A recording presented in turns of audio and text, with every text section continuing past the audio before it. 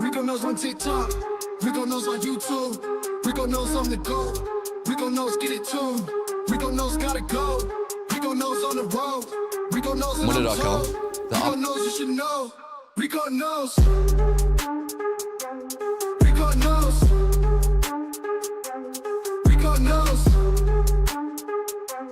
RicoKnows, RicoKnows, RicoKnows, RicoKnows, and I'm up, RicoKnows, run it up, RicoKnows, double up, RicoKnows, and it's stuck, RicoKnows, gotta go, RicoKnows on the road, RicoKnows and I'm told, RicoKnows you should know, RicoKnows,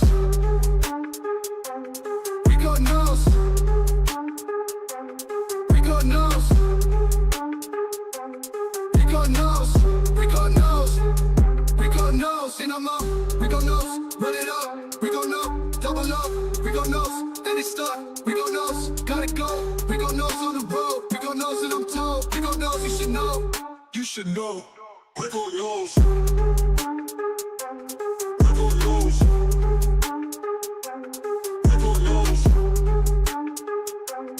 RicoKnows, RicoKnows, RicoKnows, and I'm up, RicoKnows, run it up, RicoKnows, double up, RicoKnows, and it's stuck, RicoKnows, gotta go, RicoKnows on the road, RicoKnows and I'm told, RicoKnows you should know, RicoKnows, RicoKnows, RicoKnows, RicoKnows, RicoKnows, RicoKnows, RicoKnows, RicoKnows.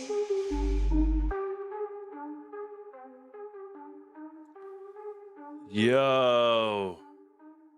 What up, YouTube? RicoKnows here. Going to talk to you guys about the results show from week 4 of college football. If you don't know who I am, this is the first time you ever seen me. First thing is, shame on you, bruh. We've been picking games for about 3 years. This weekend was very enjoyable for me. Shout out to the MVPs. If you don't know, MVPs is in reference to my premium members. They downloaded Patreon. They searched RicoKnows. They changed their lives. All the thousands of people who are on YouTube doing the same thing. I appreciate all of you guys. Shout out to you guys. Shout out to everybody in the chat. I'm doing a live show. I usually don't do a live stream for the live show or the results show, but I'll do a live stream. I'll interact with you guys. I'm here to talk to you. Shout out to my boy, Willie Bobo. He's already in the chat. Morning, what up? Shout out to the Trojans winning big. And I see Dead Boy Zon up in this joint. I appreciate you for being here. Save Zion. I'm assuming you're the same guy from TikTok. I appreciate you jumping over. If you're watching on TikTok right now, I won't talk to you.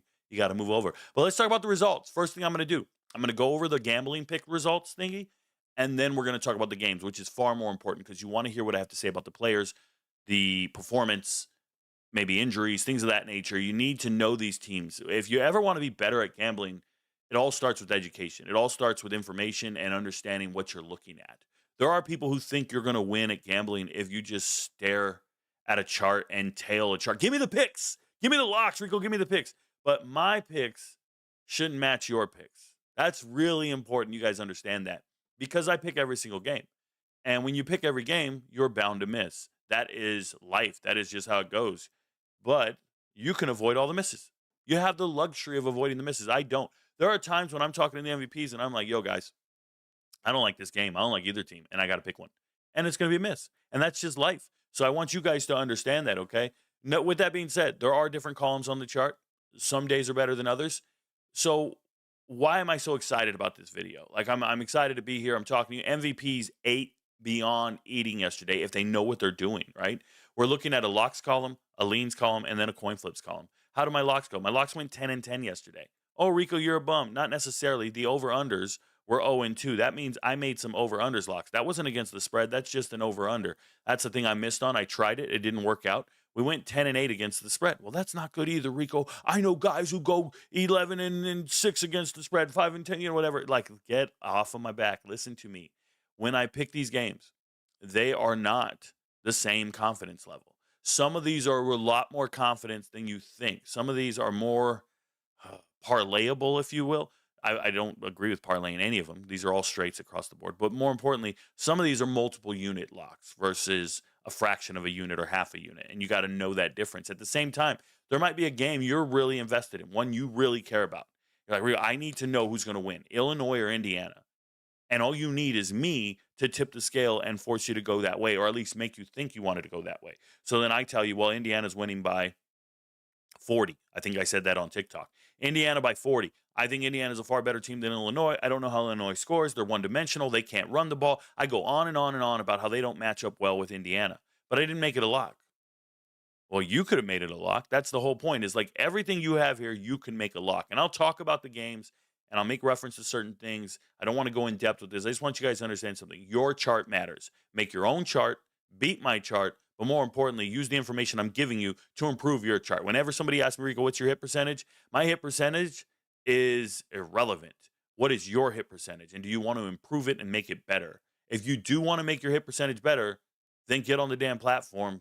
Start becoming an MVP like all the thousands of other people who do this every single week and month. And we're year round. This isn't just football. We do this with UFC as well. And the MVPs are out here telling you this is how you become better. This is how you get better. I'm the textbook. I'm the professor for the exam. You still got to take the test. I'm going to make you smarter. You got to do it. And at the same time, you're still gambling on teenagers. Some of these guys are going to come out and absolutely lay an egg. Some of these guys are going to come out and make poor decisions left and right. Yes, starters will go down and you'll miss your bet. That's life, bro. Welcome to it. There's no such thing as 100% lock, although there'll be times when I tell you this team can't lose. And then they do.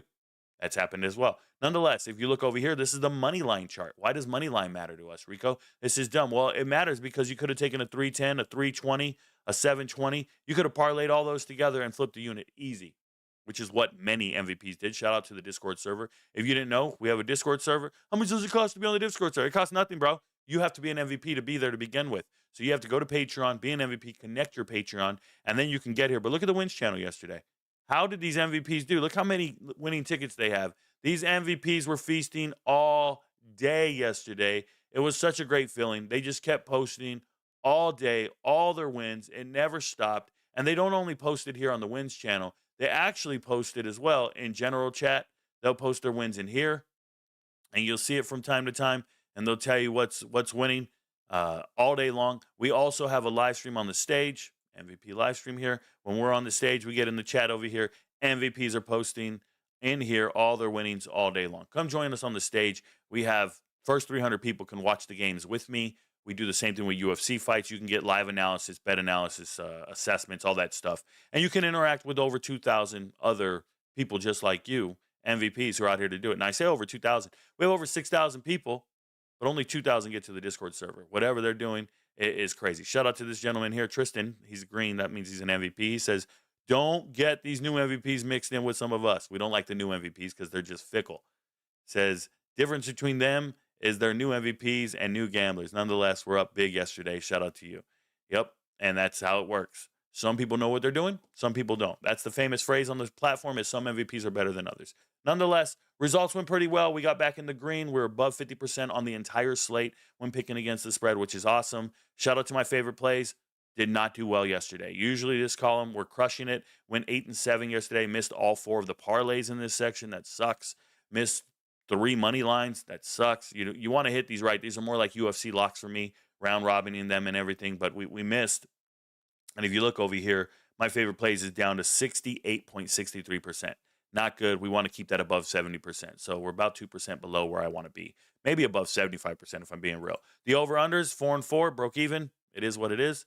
And then the talent chart went absolute ham yesterday. Talent chart was right about all the games. Essentially, it went 7-3. It missed on North Carolina, NC State, and Southern Miss. That's okay. But, man, did it knock out some really good ones. And what you have to understand about this is it's picking between 2 equivalent teams. It's not an easy layup when we use the talent chart. We use the talent chart for teams like Iowa, Rutgers, Miami, Florida, SMU, TCU, Texas Tech, Utah, Auburn, Oklahoma, Illinois, Indiana. We're going out and grabbing the marquee matchups, and we're applying it to the talent chart. What is the talent chart? That's something I created in the summer, and I keep updating it all year, and it lets me accurately predict who's going to win football games.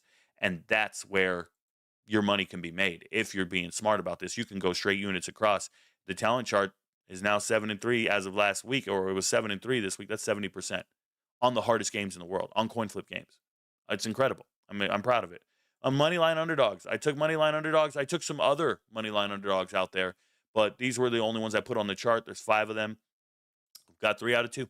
That's pretty damn good. Shout out to us, 60% right on the moneyline underdogs. You probably can't do that again in your life.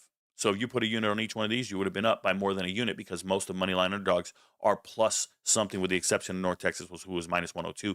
But this is how you make money. Missed on the moneyline unit flips. Shout out to Cal's bum ass. Sold on us, and we'll talk about that later on. Would have been 3 out of 2 on those as well. Would have flipped an extra unit. Did not happen.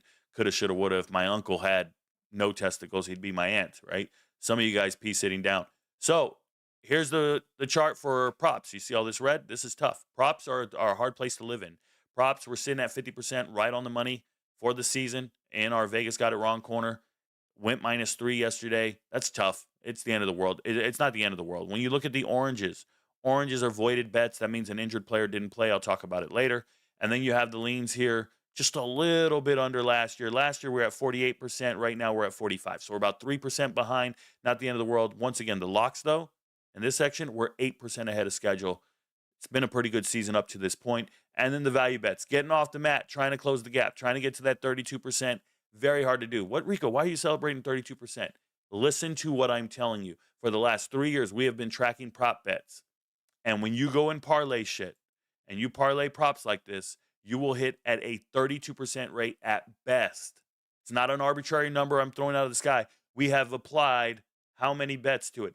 Over 800 total value bets we've applied to that metric. And we've only gotten it right so many times. And when I get it right, man, am I dialed in, and it feels really good. But you can also get it way wrong. Please don't try to make a living in this purple column in your spare time, in your life. Like, please don't do it. I understand the dopamine hit's amazing. I want to hit a plus 900, Rico. Don't do it, okay? Shout out to you guys in chat right now. If you're asking questions like thoughts on Clemson, thoughts on a team, just shut up. It's a results show. I'm going to talk about every single team on the results show. Thank you for being here. I'm not here to, give me your opinion on that. We're not scatterbrains. This isn't the peanut gallery. You're not chiming in, bro. I'm going down the fucking list in chronological order or in rank order. Thanks for being here. Just watch the damn show. Now, if I miss a detail, I want to make this full clear. I did not watch all the games. I watch a majority of the games on Saturday, live stream them with the MVPs. We watch about 8 to 10 games at a time. At least 8 of them are on mute when I'm watching them. So I have to go back and watch them again. We record every single game. So every game is recorded on YouTube TV or ESPN Plus. We go back and watch them during the week. And I break down every single conference, rewatch the games at 1.5 playback speed, watch 2 games at a time, and we go back to watch what's happening. So I'm going to talk about the games in a synopsis, if you will. If I miss something because you're a homer and you watched every snap of that particular game, I don't give a shit. We'll get back to it at the end of by the end of this week. Rewatch 7 days of college football, 7 days a week. This is what I do. It's not a game. So there's nothing. You don't need to chime in and be like, Rico, you got this wrong. You got to relax, bro. I fucking will know. We'll get it right by the end of the week. Okay? Nonetheless, let's go talk about these matchups and what we saw from these teams. So Thursday night, it's a weekday game. We live stream every single weekday game on the Discord stage. Shout out to all the MVPs. So we watch this game together. About 100 people in there watching it with me. And when we talk about this Rice and Charlotte game, I wanted to believe in Rice. I knew I couldn't, so I took Charlotte. I knew I wanted to believe in Charlotte because of their ability to throw the ball. That's why I said, hey, I think I'll take them on the spread, but not really. It's a coin flip game. I wouldn't trust them like that. They've been boring. They've been slow. Stokes is not a running back I believe in, all this stuff. And then they have injuries in their wide receiver room. They got to find other answers. Well, they found answers in their wide receiver room. Nicholas looked good. Number 5, this dude, or number 9, excuse me, he looked good on tape. He was out there making plays. He's a decent punt returner too, but he looks fast, and he looks like a fluid athlete, and I can understand they need to get him the ball more. I'm serious. Let me pull this up real quick. Let me show you guys something. When you look at Charlotte, so all the talk going into this game was Jay Mason. Jay Mason had a huge game the week before against Monmouth. He had 200-something yards receiving. Oh, my God, Jay Mason. No, man, that Javin Nichols showed to me that he is the alpha male in this room. He's probably the best player. I do like Sean Brown. He's really tall. A little too much swagger to him. But it doesn't matter who you got. We got to get him the ball. Connor Harrell goes down with an injury. Grayson Loftus comes in off the bench. MVPs are telling me Grayson Loftus looks terrible. He looks awful. No, man, he looked about what I expected. He's a backup quarterback who's kind of okay. Not good enough to start in the Power 4, obviously, because he transferred from Duke. But he's here now, and he's doing the best he can with what he had. We did not anticipate or predict a quarterback swap. I wanted Connor Harrell to go out there and bang and do his thing, and obviously he got hurt, and we didn't see him anymore. He hit his knee or something on the ground, and it was over. Rice on the other side, Rice can run the ball, and that's it. Rice can run, and it's not a problem. Like they're just going to run, run, run. And if they do pass, they're pretty efficient with it, but it's run, run, run, and run some more. So I have little Quentin Jackson here. He's fast. He's small. I wish he would have got a touchdown. He's just a little scat back. Then you have Dalen Alexander, bigger, stronger back. And then Chase Jenkins is the quarterback. They can all run. I like all three of those guys. This is a three-headed monster. I want you to think of Rice as a service academy moving forward. Shout out to them. Okay. Next matchup, Tulsa, Oklahoma State. What a night. What a legacy night. What a Friday night you won't forget. Shout out to the MVPs. We were on Tulsa heavy. Told you I had like 5 different props on Tulsa. And if you don't know what I'm talking about, I'll pull this up real quick just to show you guys. Down here are the weekday props. And you can see I was on Tulsa, Tulsa, Tulsa, Tulsa, Tulsa. Now, the 2 locks on Tulsa hit, which is fine. It's easy. We took them on an alternate spread and a first half spread. And then we kind of missed on some other things here, but Oklahoma State team total under we hit. What did we miss on? We missed on the fact that we didn't hit the alt over. Oklahoma State was supposed to score a little bit more points, but they sucked so bad they didn't do it. So that's why props are a little difficult and parlays are difficult. But when it comes to assessments, 100% right on my assessment. First thing I talked about in the video was Baylor Hayes is a crafty freshman that you should believe in. Baylor Hayes is one of these guys who just goes out there and games, man. He reminds me of a point guard, kind of shifty, crafty little dude, freshman, and he's just got the right touch. I love the fact that not everything is a bullet. Sometimes he throws it over the top. It does get you in trouble if safeties are coming over the top, but he does throw it with a little rainbow to it, but he's got touch passes down. He understands layered throws. He understands making progression reads. I like Baylor Hayes a lot. There's a lot of gunslinger to him, and I understand Kirk Francis is way better. Kirk comes out and laces in, does everything. But you're not out of the game with Baylor Hayes at quarterback. You're not out. You got a fighting chance to win a game, and that's exactly what happened here. Now, this running back room. I've been bragging about this running back room for 6 months. 6 months straight. A.J. Allen transfer from Nebraska, transfer from Miami, showing up here. I think he was at FIU for a little bit. Then he transfers in. Braylon Presley never lost a game in high school. Shout out to Braylon and Brandon Presley, the Bixby. The Presley brothers were amazing, legendary high school football players. Go watch Braylon Presley's huddle tape, and you'll think he's Barry Sanders. There's nobody better than Braylon Presley. He's so fast. He's so amazing. He is 5'6", 160, 170 pounds. He's a little guy. And when he went to Oklahoma State, they didn't want to play him because he's so small. And here we go. He's the guy. And then who else? Dominic Richardson. Back in 2021, Dominic Richardson was leading Oklahoma State in rushing. He was the leading rusher on the team. And then they were like, nah, we got Jaden Nixon. He's fast. He's faster than you. And then we have Ollie Gordon. He's bigger than you. We're going to rock with these other 2 guys, and we don't need you, Dominic Richardson. So he transfers to Baylor. And then he transfers again, and now he's here. And he's an amazing running back. I think he's so good, and I talked about him ad nauseum. Like, I just can't get over how good this Tulsa running back room is. I'm so impressed with Trey Lamb and his staff being able to land players of this caliber and then going out there and getting them to be extensions of you on the football field. You know, the one thing about coaches is you have to get out there and get the players to duplicate what you want them to do. That's what makes you a good coach. If they don't do what you're asking them to do, you're not a good coach. If they can't be an extension of you on the field, you're terrible as a coach. I learned this as a leader, right, in the military. I'm looking at these Tulsa players. They're great. Receivers are all pretty decent. Micah Tease is a special talent coming in from A&M. You have Zion Booker. He's always open. Brody Foley, all of a sudden, this tight end just started making plays. You can't fault this team at all. They got players everywhere. Emmers kind of let me down. I wish he would have played better in this game, but it's okay. He's still a good player as well. Don't sleep on Jacob Emmers. The defense is stout against the run. I told you that. Ray Connie is the guy I talked about. He's just great on tape. Number 0. He's the real deal. So what do we see from Oklahoma State side? No quarterback. Nothing. Why is Sam Jackson not the quarterback? I saw Sam Jackson play quarterback at Cal and TCU before he was transferring everywhere, and then he transitioned to wide receiver, right, when he went to Auburn. Well, you don't need receivers. You don't need any receivers. Sam Jackson is fast. I think he can throw the ball. Let Sam Jackson play quarterback. And that's why coaching staffs get fired, because they don't have any creativity and they can't get the players to be an extension of them on the field. Oklahoma State has players better than the ones they have on the field. Don't tell me Zane Flores is the best quarterback on that roster. I have seen better high school quarterbacks that didn't get offers to the FBS schools than fucking Zane Flores. Zane Flores is gross. Absolutely terrible performance by Zane. And I don't care that he had 200 yards passing and 40 attempts. And no. Terrible play by Zane Flores. He's missing whenever it matters. I don't want to hear about no yak. You got an NFL wide receiver. Christian Fitzpatrick's very good. Shout out to a Marshall transfer. I always call him Larry Fitzgerald.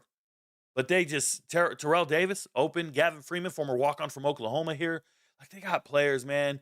Give them a chance. They don't have a fighting chance at all. Running back room, I'm disappointed. Freddie Brock only got 4 carries, 9 yards. He looked like he got hurt after a hit. Freddie couldn't do anything. The offensive line sucks.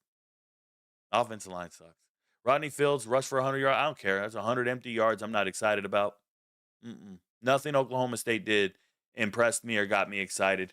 The guys, they don't enforce anything. Like the killers at Oklahoma State, the guys who used to crush people in the box, who used to just go out there and bang. Not here, bro. Not here. No, and it's to the point where Oklahoma State's willing to play criminals. They're playing Wendell Gregory. This guy that got arrested for shoplifting. Like 3 weeks ago, he got arrested for shoplifting. They're still playing him. They don't care. He's stealing from Walmart for multiple months. They don't care. They need anything. They need anyone. Have you seen Brian McCoy? Brian McCoy looks like a shit brick house, right? He's chiseled out of his mind. That's a linebacker from Akron, bro. That's it. I don't want, he's 3-time All-MAC. No, it's a linebacker from Akron. The best player on that Akron defense was C.J. Nunley, and he's currently a rotational guy at Purdue, which sounds about right. And he gets sacks. C.J. Nunley the fourth is a good player, but this is the other linebacker at Akron was Antavius Fish, and I think he transferred to Sam Houston. This is not supposed to be the focal point of your defense in the Big 12. Like, no, man. The other teams in the Big 12 have NFL linebackers. NFL prospect linebackers. And then you got this shit. And I'm not knocking him. I'm just knocking the collection of players, the assessment of talent. What are we doing? They look gross. There's really good players in Oklahoma. I saw a kid out of Oklahoma not get an offer. What's his name? Jakar? What's his name? He's from like Owasso or something like that. The Rams, the redhead Rams. This guy was amazing. He had to go JUCO. He's going to sign with an FBS team after this year of JUCO. Oklahoma State doesn't know how to recruit. They don't know how to evaluate talent. They got players on their team better than Zane Flores. It's trash. Shout out to Tulsa. We called it. What do we see in Iowa Rutgers? Iowa Rutgers, guys. Iowa Rutgers. It is a tough one. I picked Rutgers. That's what made it tough. Iowa does not have the team you think they do. Iowa wins this game because Rutgers' defense is terrible. If we couldn't put that together, well, now we see it. Ohio ran all over them, and Iowa just ran all over them. And Iowa did it with a dual-threat quarterback. They just followed the same blueprint as Ohio. Go ahead, spread it out, put out some bullshit formation where we have no threats at receiver, and then you don't spy our quarterback, or our quarterback can beat your linebacker one-on-one, and that's what's going to happen. We have a dual threat that we know is more athletic than you, and we're going to get yards that way. It's a pretty simplistic approach on offense. And then Rutgers gets away from their identity. Rutgers just starts throwing it everywhere, which is cool. Throw it everywhere. You have big receivers who are open, and you have an athletic mismatch on the outside. But I also think you have an athletic mismatch with your running back room versus those linebackers. I know this sounds crazy, but Iowa doesn't have good linebackers. Iowa has 3 linebackers, 4 linebackers, whoever they rotate in at linebacker. They're just all these guys who have only been playing special teams for 4 years.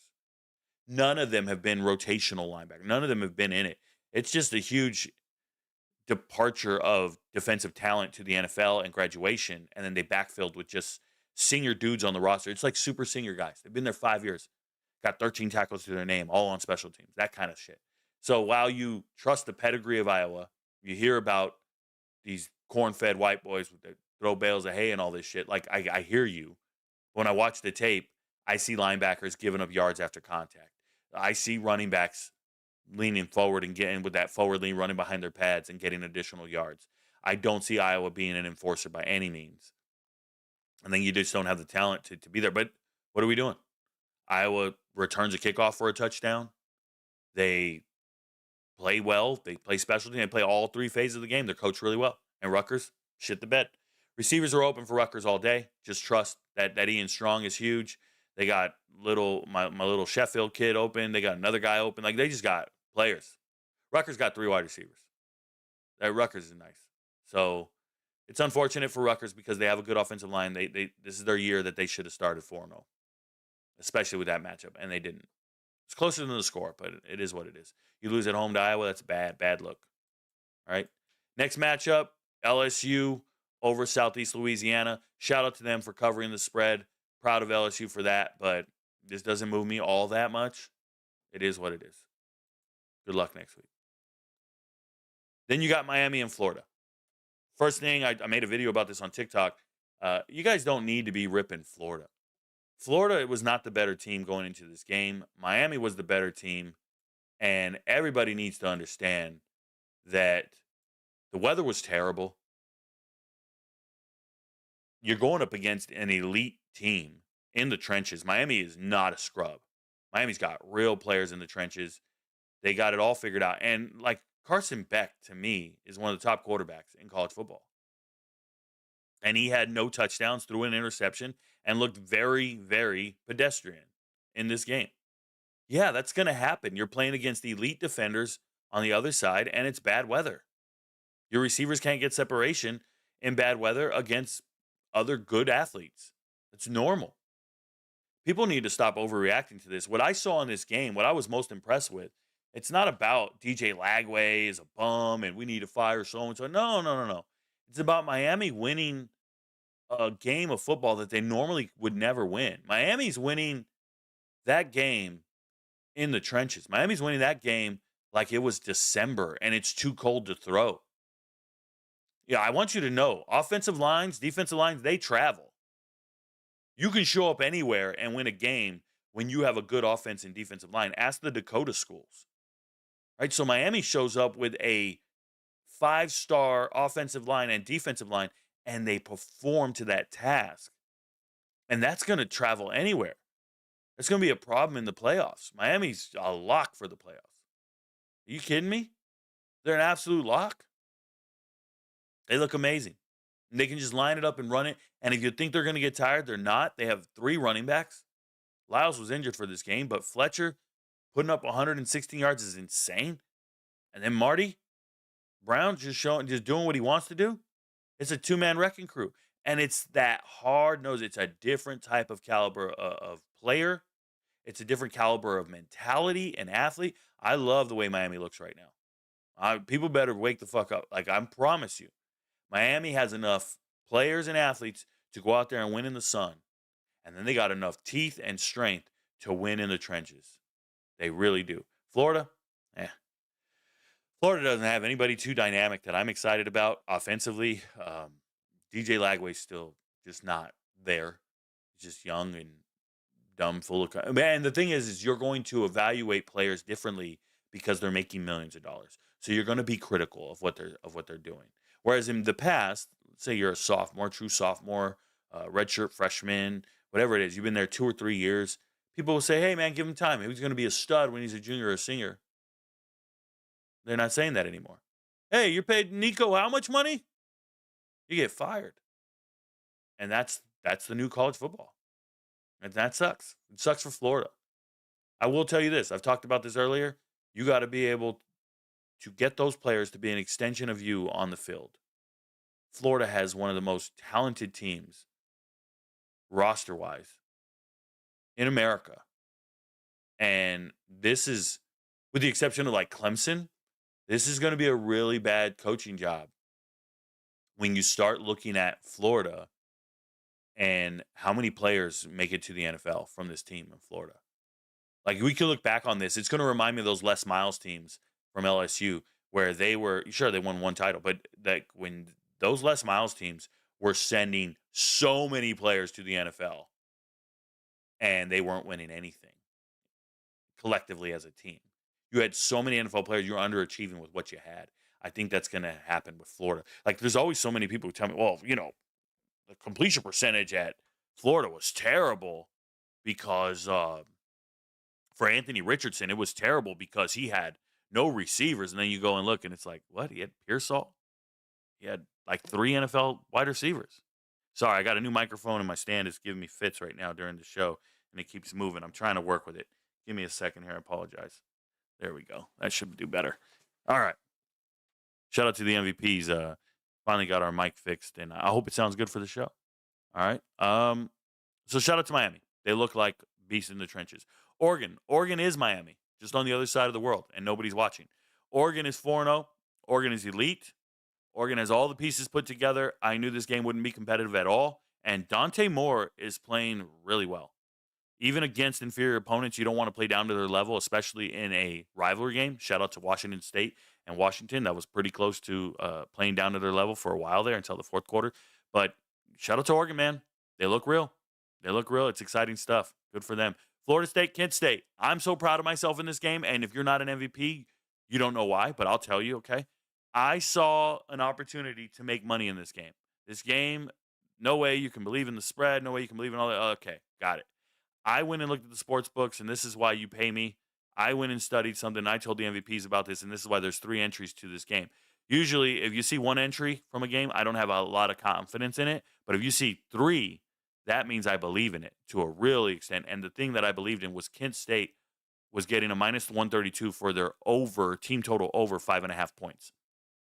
There's no way Kent State wasn't going to score a touchdown in this game, and it happened in the first quarter. And we got that over 5.5 points. Now I did it with an alt over of 70. We hit that as well. An alt over of this, that, and an alt under. That's why you'll see 1 hit and 1 miss. It's really, I'm prepared to miss. I'm kind of hedging my bet in that regard. So I'm letting you know. But shout out to everything in this game for Kent State. Thank you for scoring. Boom. Got it. Now, Florida State. They're elite. I want you to know Thomas Castellanos is still not that guy. I'm here to tell you. Don't give a shit what the scores say. Don't care what anybody tells you. Thomas Castellanos has not thrown that ball more than 15 times in a game, essentially. And he still threw an interception in this game.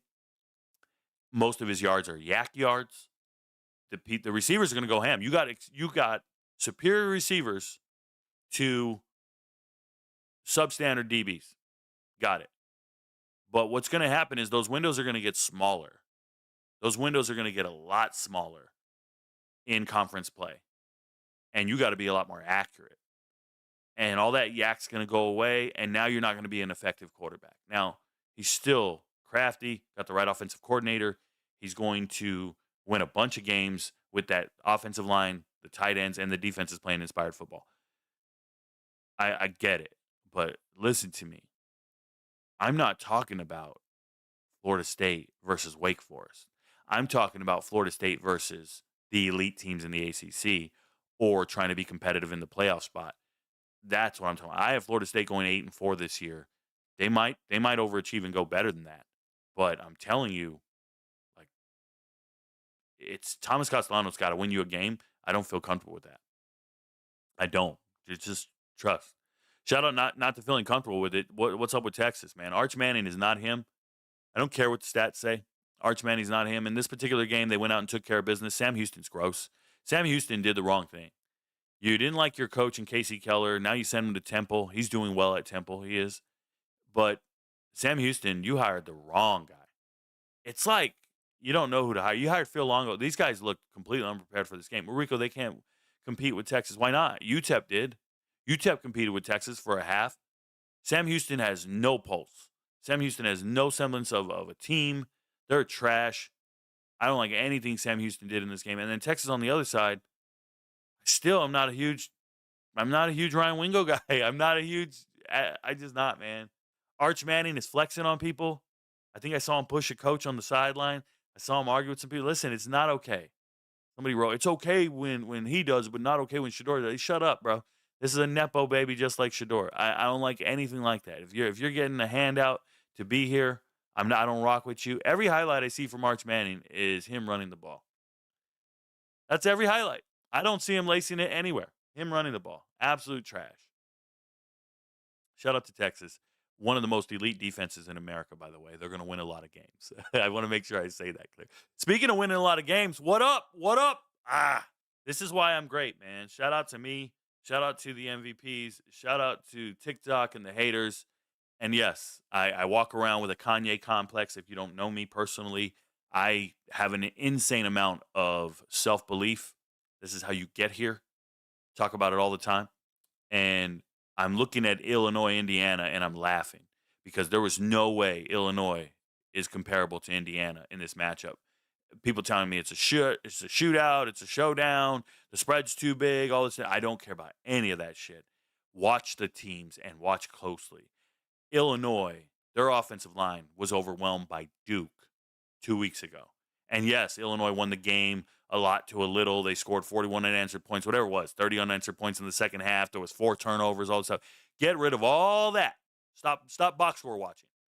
Sit down and watch the game and watch one man versus another man.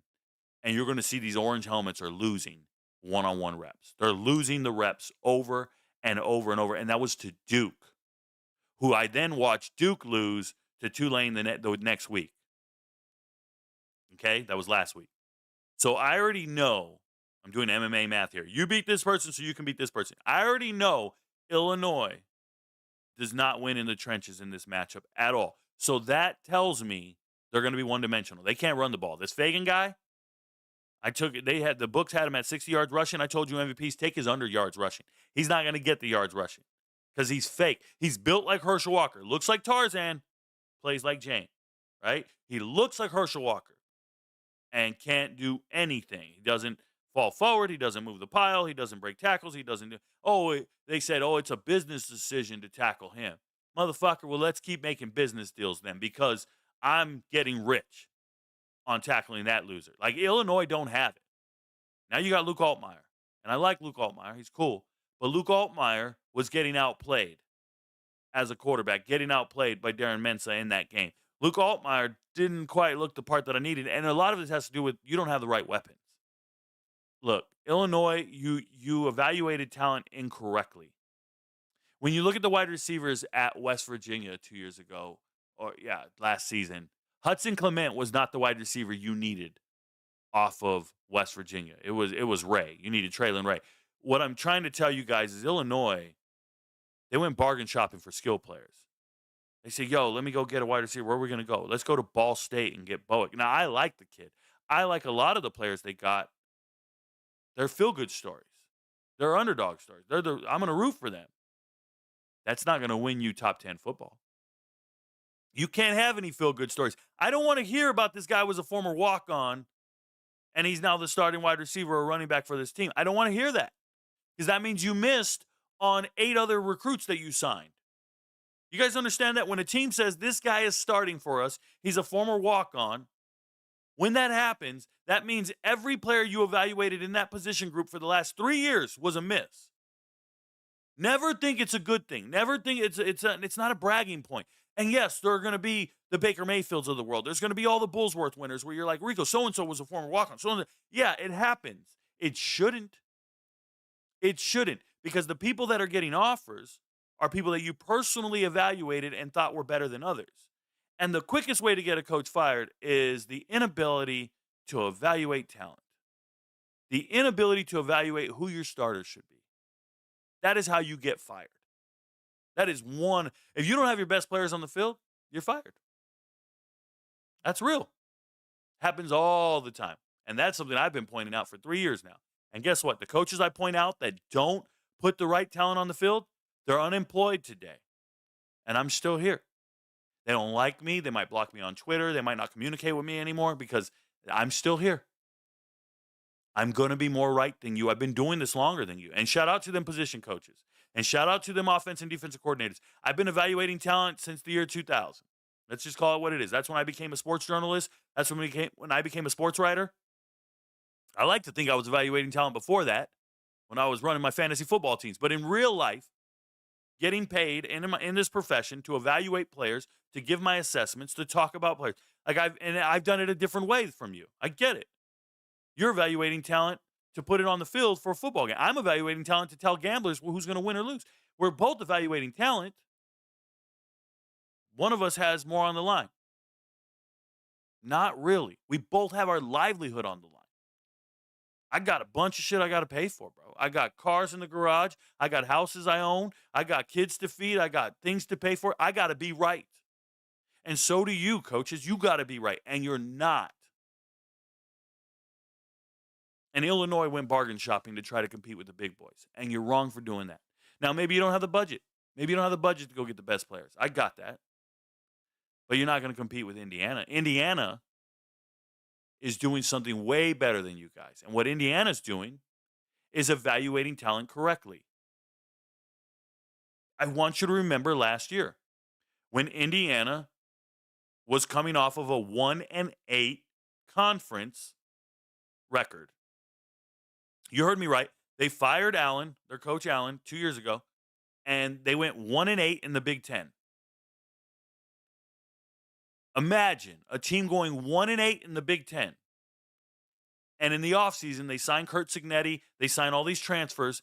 I study them, and I come back to you MVPs, and I go, guys, Indiana's going to go 11-0. It's in 4K. We have it on video. It's on YouTube. It's on Patreon. Search RicoKnows Indiana. I tell everybody, Indiana's going 9-0. Sell your car. Vegas has them at 6.5. Sell your car. They're wrong. And I'm saying sell your car so you can put all that money on it. Find every asset you have, sell it, and go put it on Indiana to win more than 5.5 games. And we all know Indiana went on to go to the playoffs, and they won all these games.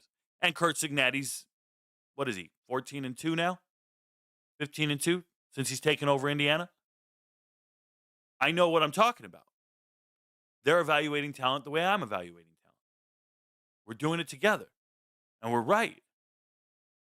So that's why when you go to the transfer portal, you don't need to go sign Darren Mensah for $3 million. You can go get Fernando Mendoza. You don't need to sign Nico. You go, why are you getting Fernando Mendoza? Because I watched him lace it at Cal. I need you guys to understand that. Not only did he lace it at Cal, he won a quarterback battle at Cal with 3 guys. They brought in 3 transfers to try to win that job. And Fernando Mendoza won the job twice. He had to compete to win that job twice. So we know he's battle-tested, never had anything handed to him. And anybody talking about a Heisman, and not talking about Fernando Mendoza is crazy. Fernando Mendoza is putting the ball everywhere it needs to be. He's fucking Visa. He's everywhere you want to be. Incredible stuff. Incredible. And in this particular game, you guys want to know what happened in this game? What did I do for this game? Not only did we get it right by a mile, how about this? I went in here and I told MVPs, look at the bet I put in this game. Omar Cooper Jr., give me his anytime touchdown and his over 4 receptions. What did we do? Omar Cooper, he's not the guy. They want to talk about Elijah Surratt. You know what the books do with Elijah Surratt's numbers? They juice him like crazy. You got to try to call a different wide receiver that's going to go ham. And who did I call? Omar Cooper. And who went ham? Omar Cooper, 6 receptions, 78 yards, and a touchdown. We hit on it all. We hit on all of it. We got it right. He's a muscle-bound monster. They still got to figure out the running back room for the second week in a row. Kobe Martin's been taking over. That's fine. They got so much depth at running back just like last year. And there's that bum Fagan that I told you wouldn't get 60 yards. He got 18. 18, the biggest waste of space you'll ever see. I knew this wasn't happening. No, we're good, man. Fernando Mendoza. 2 incompletions on the day. Do you know how good the Illinois defensive backs are? Illinois defensive backs are so good. Chase Canada transferred there last year and couldn't get on the field. And if you don't know Chase Canada, that's fine. But my point is that's a JUCO corner that's pretty good. They have an amazing defensive backs coach, corners coach. Illinois. It's the same guy that was just at Toledo. Getting all them draft picks out of Toledo. All them first-round picks you saw Toledo get. Corners. Yeah, that's the same guy. You got to learn the coaching staffs and learn where people are coming from. There's one team evaluating talent correctly and getting them on the field to do what you need them to do. And there's another team not evaluating talent correctly. Yep, Indiana. The day D'Angelo Pons hit the transfer portal, and I told the world, hey, Colorado, you should sign D'Angelo Pons. And Devin Rispers wrote me directly and said, oh, man, he's not big enough for us. He's not big enough for us. D'Angelo Pons, All-American corner. You don't want him. You don't want him. Coming out of Florida, baller. You don't want him. He's not big enough for us. He'll be a fucking draft pick. Devin Rispers sending me his phone number to give him a call. Shout out to the MVPs who know. Anyways, I'm going to jump to the chat real quick, and then we're going to get back to the rest of these games. Shout out to you guys. I see a super chat, so I don't want to ignore it. I appreciate you guys. Let me pop this out real quick. Pop out chat. We're going to be here all morning. We don't care. I don't watch NFL games, guys. I don't care about the NFL. So I'm here to talk to you guys, engage, interact, and keep the show going. Give me a second. I will have to set the scene. I apologize. I am a one-man crew, and I don't have anybody prep this shit beforehand. I'm just busy. I don't really care. So thank you guys for being here. If you're on TikTok and you're trying to interact, I see you guys dropping comments and all this shit. Guys, go to YouTube, change your life. Start dropping in the comments. I will reply to you. Go to Patreon, download RicoKnows, and or download Patreon, search RicoKnows, and it'll be good. All right, chat. Let's see where we're at. Willie Bobo says, "Morning, Rico. My Trojans keep winning." Yes, they do. Your Trojans. Although I was a little concerned with the defense last night, they did get a backdoor cover. Shout out to Michigan State for scoring right at the end. Bums, but Trojans look real. Awesome weekend, bounce back week for Rico. Thank you, man. Did have a bad week last week, and bad weeks are going to happen in this. I'm sorry if I look a little crazy. I just realized I looked on cam. I look nuts. I got to fix my cam and all this stuff, but I apologize. You know, this profession is hard. I feel like Dabo Sweeney up in this joint. I've done a lot of great things, but sometimes you get things wrong, and last week was one of those situations where we got a lot of things wrong with the exceptions of like first quarter spreads, and I had to figure it out and get off the mat, and I'm pretty pumped up of how we performed. I'm sorry. I just want to get this. Man, I don't know. Sorry, guys. I don't care. Let me get in the middle and look here. I feel a little off right now. Anyways, yeah, thank you for being here. Thank you guys for sticking with me. We did lose a number of MVPs last week. Just when you do bad in life, the MVPs will quit because them dudes are trash, right? Some of these guys are new. They're kids. They're instant gratification kids. They blind tail the chart and lose their ass, that kind of stuff. We don't like those guys. So, yeah, thank you. It was a good bounce back week. We got it together. Go Qs. Indiana needs to be stopped. They won't be. What up? Auburn got robbed. Not necessarily. Beeler, what up, man? Dawes, A30. Everybody's talking about it. The fumble. Thought it was an incompletion when it happened. I don't really care. Okay. Thoughts on Clemson? I'll be talking about them when the game comes up. That Oklahoma touchdown made no sense, or am I wrong? Doesn't a player have to check with a ref? Yep, we can talk about it. North Texas almost effed me. They let them come all the way back. That's very true. You were right about Utah. The depth came up short in the end. Their defense wore down in the fourth quarter. Byron Ware. What an awesome thing to say. I'm so proud of the MVPs who stick around. I'm so proud of the people who watch the content and learn about the teams. And when you look at Utah, they look elite. They shut down teams. They look beast. They do all those things. But when you really assess Utah, they have babies in the rotation. They have freshmen. They have undersized people that they're rotating in and out. And eventually they lose their potency. They lose who they are in the first quarter. They're not going to be that team in the fourth quarter.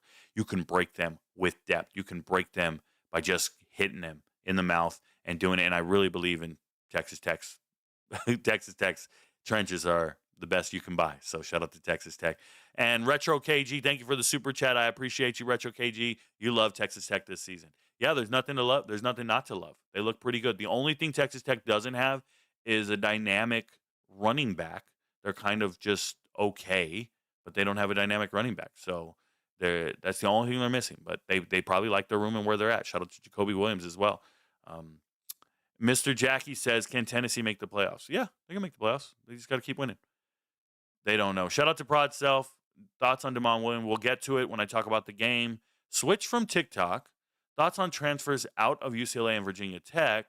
Any players that stand out, or did you do a video on it? I did not do a video on it, Mike Diaz. Thank you for the question. Unfortunately, none of it matters, right? So there's a ton of good players on UCLA and Virginia Tech. There are. And I'm sure the transfers are wanted. Number one, first thing that has to happen is those specific players have to enter the portal. And if they do enter the portal, their season's over. Like, they don't get to play anymore this year. So they don't get to put anything else on tape. So you want to keep playing if you're at those schools. So you're not jumping in the portal in the next 30 days. If you do, you're a quitter, and you quit on your team. And if we get to 4 games, they might want to just play 4 games and preserve a red shirt. I get that. But then we're going to see freshmen in the game later in the season, which means they'll get more playing time. So you're just giving other people an opportunity to shine. And wherever you transfer to, you can't play there till next year anyway. So it doesn't really matter. I have all offseason to assess who the players are and where they're going to go. There's no rush. There's no rush to go get a UCLA, Virginia Tech player right now and try to sign him to your team. Let me tell you something else, guys. If you go and you're a coach and you look at the transfer portal and you see Virginia Tech, UCLA players jumping in and you sign those players right now, that means you've given up on your freshman class. That means you've given up on your sophomores. That means you're going to lose players on your current roster. You might lose your locker room. You might lose that position group because coach is telling me one thing. He's telling me I'm going to start next year. He's telling me I'm the future. And then we're getting transfers to come in over you. And we're getting those transfers before you can even prove to us who you are and what you are. Could you imagine if you're like a true freshman starter or a sophomore starter? Say you're a redshirt sophomore and you're partially in the rotation at linebacker. And then they go out there and say, oh, we're going to go sign a Virginia Tech linebacker who's got 2 years of eligibility left. You're done. It can break a locker room. I don't think teams should be sitting around, although they're going to do it. I don't think they should be sitting around looking at those UCLA, Virginia Tech players and going, yeah, I really want these guys right now. Not right now. No.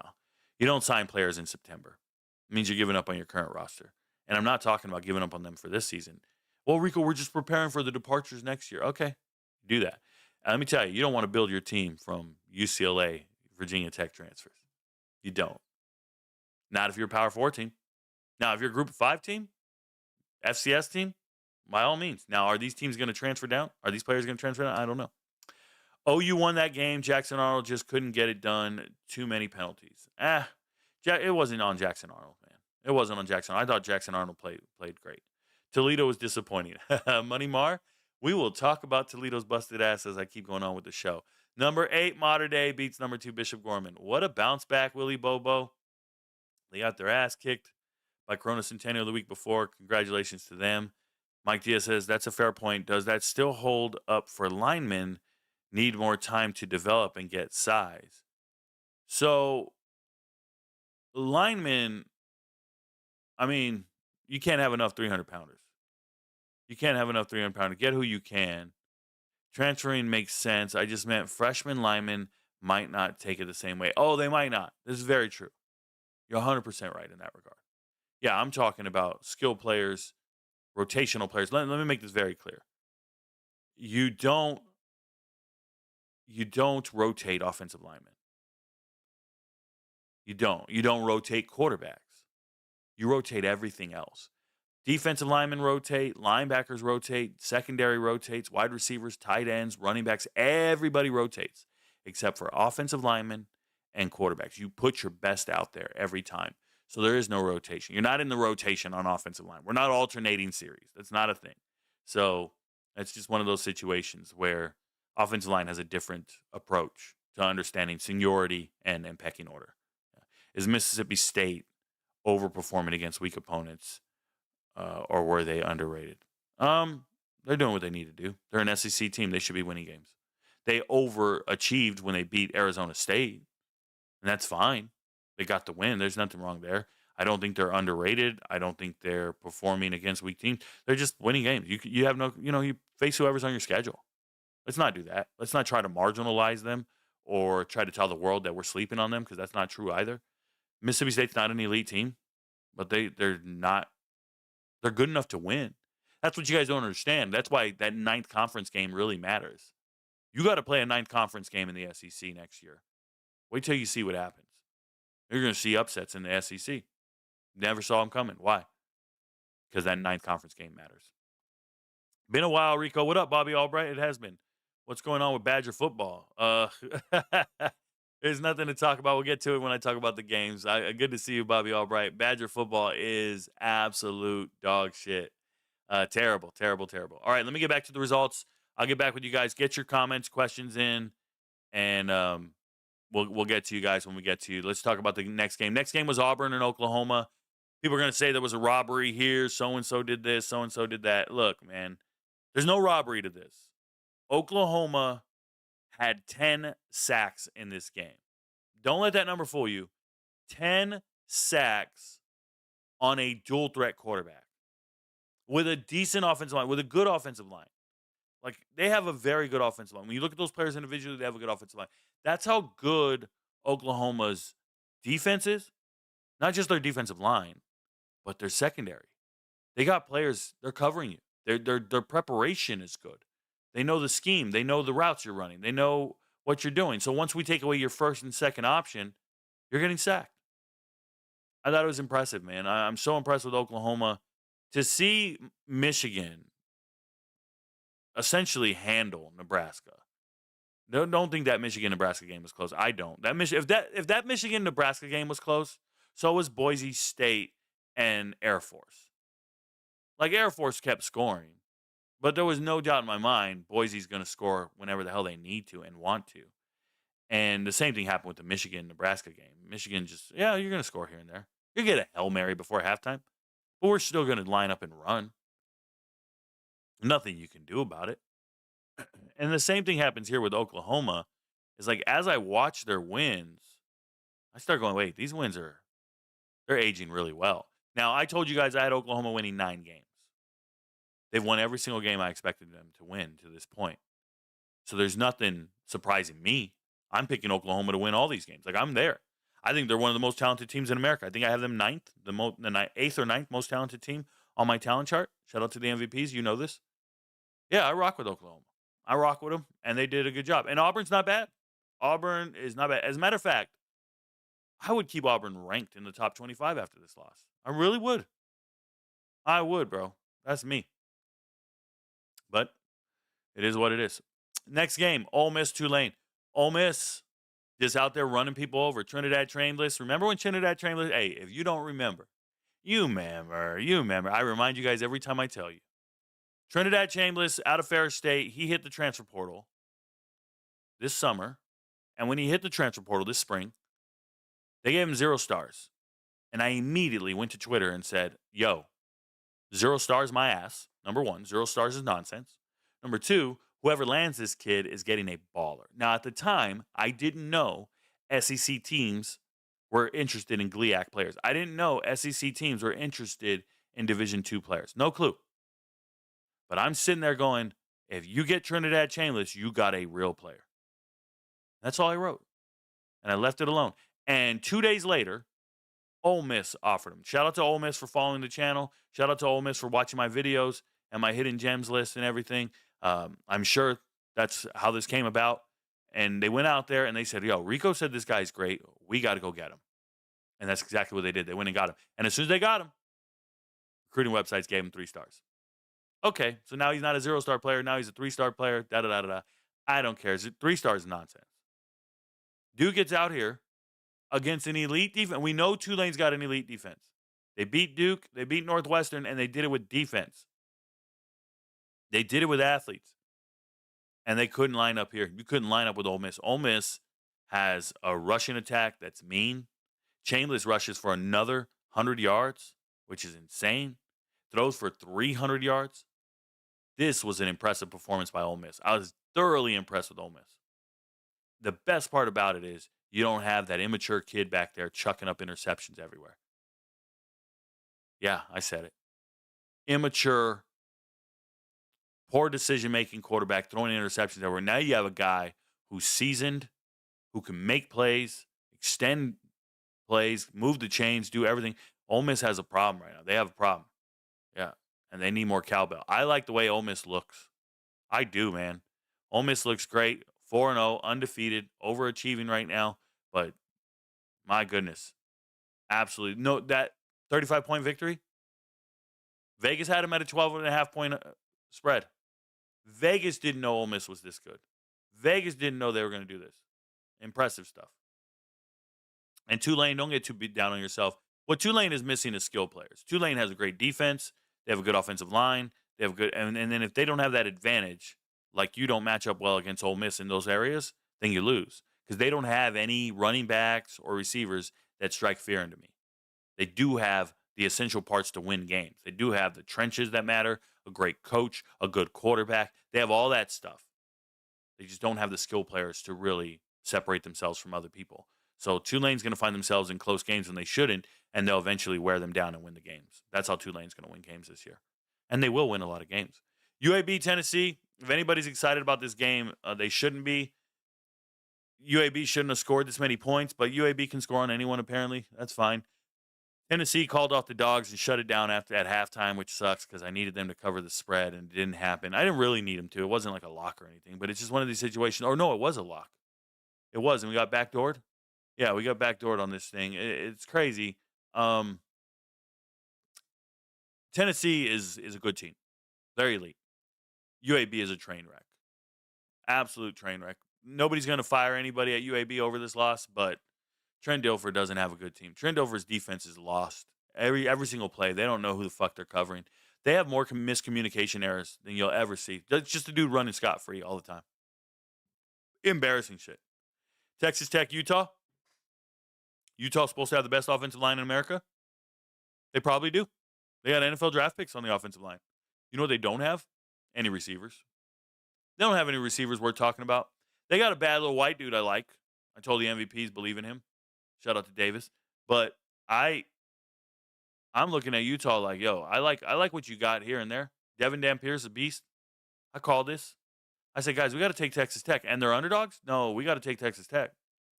Texas Tech has a real defensive line. And I'm not just talking about the starters.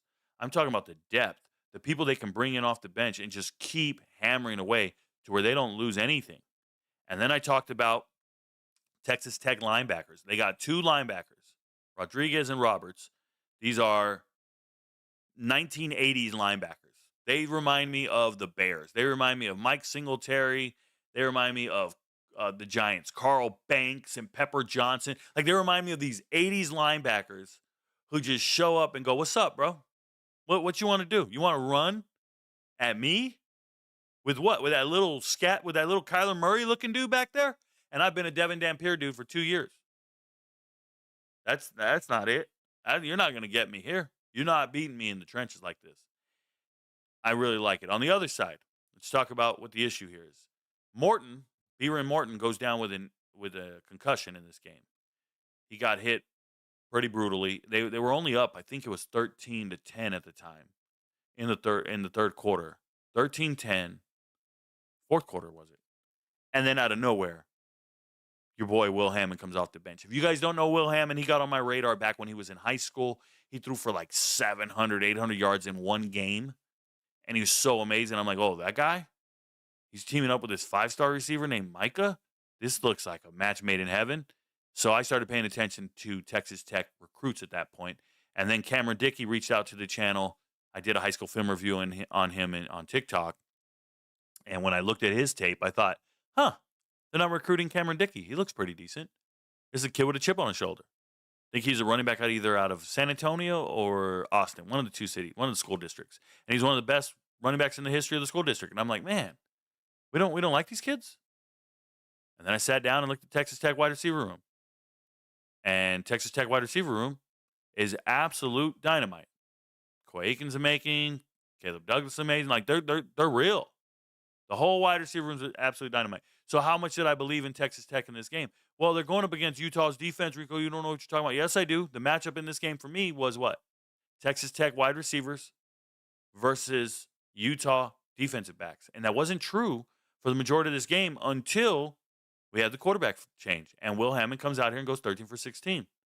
And I've told you, the only reason I don't believe Texas Tech is going to be an elite team, like elite, top 10, that whole deal, is because they don't have the marquee quarterback. They spent a ton of money to address the transfer portal. And they got all the right players, but they stuck with Morton at quarterback. And I said, nah, if you wanted to win a national title, you would have went and signed Carson back. You would have spent the extra $3 million to go get the marquee quarterback. But instead, you stuck with the quarterback you've had. You would have went and poached Josh Hoover off of TCU. That's how you win a national title. You go and get the guys you need to be elite. You can't bargain shop. You can't say we're going to just rock with this guy in this position group and hope for the best. No. You got to go out there and get the best players because stuff like this will happen. You'll go against an elite defense. This was all about third down. Utah was amazing on third down going into this game. They were amazing against other teams on defense on third down before going into this game. And you had to find a way to go out there and be competitive, and it wasn't happening for a while. And then out of nowhere, we get the right quarterback swap, and now Texas Tech goes. You need a good quarterback play because they have great wide receivers. So how much did I believe in them? That's why you saw the green in the value bet section. It's all right here. All Texas Tech. Three-headed monster. Texas Tech, Texas Tech. Just nailed it. 151, 162, 180. Hit those three value bets in a row. You don't have to take every single one of these reds. You can avoid all the reds. You could be undefeated on the day. Just pick the right stuff off the menu. We talk about this all the time. This is a menu. You don't need everything at a restaurant. You go to you go to any restaurant. I was just at a diner. Shout out to this diner. It's called Snow Cap Burgers yesterday. We were there and ordered chili cheese fries. Ordered double burger, blah, blah, blah. I was doing a carb load cheat day after I've been cutting weight for the last 4 months. Kim and I went to go celebrate, and we were having this lunch together before the games. And I ordered all this. You know what I didn't? I didn't order a corn dog. I didn't order the onion rings. I didn't order, because I know there's just stuff on the menu I don't like. There's just stuff on the menu. I already don't like those things. I'm not ordering those things. I'm only going to order what I can eat this week, and I'm going to order these things and have a good time. And even after I ordered this stuff, I said, oh, man, I didn't like that. I don't think I'm going to order that one again. When I come back, I'm not ordering that again. It's exactly how it works with the chart. You're looking at a chart. It's a menu. Order what you like. Pick what you can eat. And then go, oh, I didn't like that. Oh, man. There's MVPs like this all the time. They're like, Rico, they're banned. I'm not banned on them anymore. No, we're good. I don't like that anymore. So that's something to think about. All right, next game. Georgia Tech. Shout out to Texas Tech, by the way. Elite team. I just hope they get their quarterback situation figured out. And if Hammond's the guy moving forward, then so be it. Georgia Tech, Temple. Love what Georgia Tech's doing. Unfortunately, they didn't cover the spread in this. Just missed just by a little bit. But they did cover the first quarter spread and the first half spread. Now, I had 3 bets on this game. I had first quarter, first half, and the final game spread for me personally. And that's something that we do. Sometimes I'll tell the MVPs, yo, like I'm on this personally. I'm not a capper where I go make bets. That's not me. I'm not a gambler. I'm an analyst, and I provide information to help gamblers. That's what I do. Don't confuse the two. Oh, Rico, show us the slip. Show us the slip. You're a fucking idiot. Like I don't like anybody. If you say show me the slip, you get blocked. We don't even like you on the platform. All you guys are just everyday gamblers. That's what you are. You're crack addicts. You're walking around going, show me you can take the drugs. Show me you can take the drugs. No thanks, bro. I'm not a gambler. I'm an analyst. Don't you ever forget that.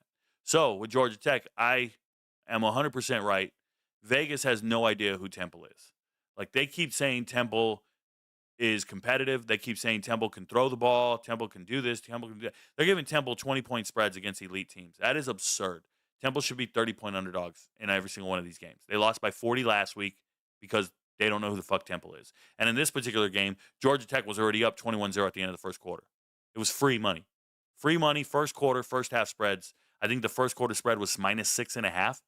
Absolutely free money. You just got to go in there and put multiple units on this. When I see egregious errors like this, I tell you, and then I go put my money on. Shout out to us. But that's what I'm trying to tell you is Georgia Tech should have won this game by even more because it's a terrible Temple team. Temple's not good now. Can Temple score? Are they doing a little better? Sure. They found some more answers. They're doing what they can, but they don't compare. This is silly. 20-point underdog, that's silly. Backdoor, fine. But it's not real. I'm just letting you know. Vanderbilt, Georgia State. We knew Vanderbilt was not going to let Georgia State be competitive. Vanderbilt was throwing the ball with 2 minutes left. This was a revenge game. I talked about it, MVPs, and when I say shit like this, Diego Pavia and these guys are not taking it lightly. Georgia State's really bad, number one. Georgia State's really bad. The experiment of them trying to figure out who's the better quarterback, I think Finley's no longer the quarterback anymore. Let me close some of these windows up here so I can pull up the box score and show you guys some stuff. Sometimes there's things I want to point out, and then I get sidetracked and I don't show it to you guys. Give me a second here. So, Georgia State, TJ Finley's not their guy, right? That's what they're saying. TJ Finley's not their guy. Yes, he is. The experiment of Cameron Brown needs to stop. I don't want to hear about Cameron Brown. I know people see these numbers here, 9-13, 82 yards and a touchdown. Cameron Brown. He played bad. No. TJ Finley's playing against the starters. TJ Finley came over and gives Georgia State a fighting chance, supposedly. Look, Georgia State's one of the worst teams in America. Georgia State, talent-wise, is terrible. Terrible. And they got no chance. And yes, last year they beat Vanderbilt. I don't care, man. Vanderbilt is the truth. Vanderbilt's difference this year is they have some speed guys on offense, not just Eli Stowers being you over the top, and they got a real defense. Obviously, still have Diego Pavia.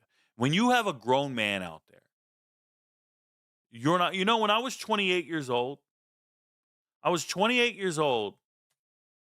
I was in the prime of my life. I was an all-Army fighter in the Army. And I remember thinking to myself, man, if I was 28, I'd beat the hell out of, I'd beat the hell out of any kid in high school. I'm an all-Army fighter right now. There's not a kid in high school. I don't care who it is. I'm a monster. I've been training for the last 10 years. Football-wise, I would embarrass you. I'm a grown man. I got every muscle in the world. I was like, yo, I'm 210 pounds. I'm running a 4.640. At some point, you physically get so developed as a man. If you're an athlete and you're training, you're just better than the kids. And that's Diego Pavia. Diego Pavia is just better than you dudes. He's been training for 6, 7, 8 years now. He's been at this for a long time. You might not think Diego Pavia's he's not going to a quarterback camp and lacing it everywhere. He's not going to wow nobody like that. Bro, strap your fucking chin strap on and let's figure it out. Let's show up on a Saturday. That's a grown man. You signed up to face the grown man. They always talk about these college teams beat an XFL team, and everybody's kind of laughs and goes, no, bro, those XFL teams, they've been practicing for 6 weeks. Those XFL teams have been practicing for 6 weeks. If they practice every year for 4 years, the continuity and the camaraderie between them would be amazing. They'd smash everybody. They got guys on that team that were 1,000-yard rushers in college, and they're backups. You out of your fucking mind? Vanderbilt's got grown men, bro. Grown men still playing college football. And they're beating the hell out of you. Shout out to them. I look forward to seeing what they do in the SEC. I do. Because I believe in Vanderbilt wholeheartedly. To me, they're not a feel-good story. Vanderbilt's not an underdog and winning. No, they're bullies, bro. They're the bullies on the block. They're fully developed grown men beating up teenagers.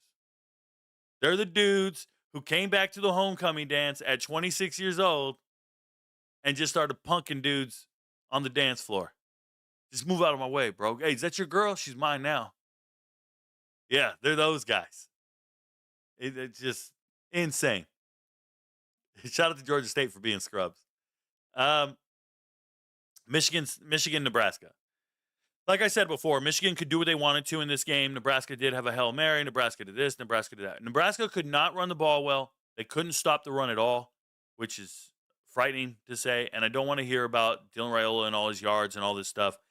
It doesn't matter to me. Like, are we going to win a game or not? Are we going to win in the trenches or not? You're facing a team that doesn't have a lot of offensive weapons. And Michigan was never in any way, shape, or form felt like they were going to lose this game. No way. They were in control the whole time. What's really important for you guys to understand is Michigan, this Underwood kid, is starting to become a weapon. And I'm not talking about him getting better. I'm talking about the coaches using him as a weapon. They're now calling plays. I used to be a football coach, and I can remember we had these great running backs, and I had this quarterback. His name was Chucky. Shout out to Chucky McCullough. Chucky McCullough was the quarterback. He wasn't fast. He wasn't all that. He could just throw. He could throw the ball. He could lace it where he needed to. But we were a running team. We didn't lose a game for like 2 or 3 years. Shout out to us.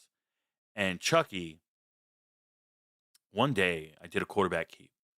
I called blast counter right. Some I forgot what play I called, but I said, "Hey, Q, keep it." And he was like, "What?" And I was like, "Just fake the blast. Q, keep it around the edge. I see the end crashing. Just trust me. Just fake the blast. He's gonna jump on the fullback. You keep it around the edge." He goes, "All right." And he did it. And it worked. And from that day forward, we went to practice.